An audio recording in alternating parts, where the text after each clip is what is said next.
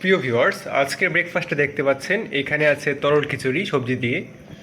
শীতকাল আসলেই কিন্তু অনেক ধরনের সবজির আনাগোনা হয় এবং সেটা দিয়ে যখন তরল খিচুড়িটা রান্না করবেন সেটা কিন্তু খেতে দারুণ লাগে। অবশ্যই ধনিয়া পাতা দিতে ভুলবেন না।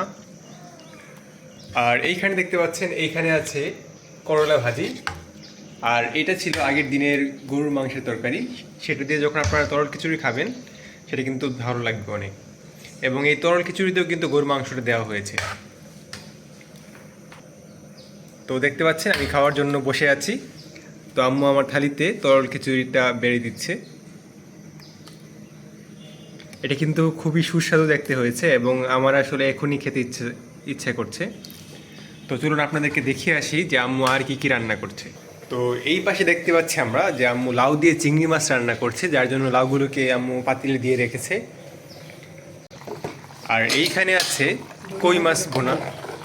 কই মাছ ভুনার মধ্যে যখন আপনারা ধনিয়া পাতা দিবেন সেটা কিন্তু খেতে আরও দারুণ লাগবে। ধনিয়া পাতা আসলে বিভিন্ন রান্নার মধ্যে দিলে সেটার ফ্লেভারটাকে অত্যন্ত বেশি সুস্বাদু করে দেয়।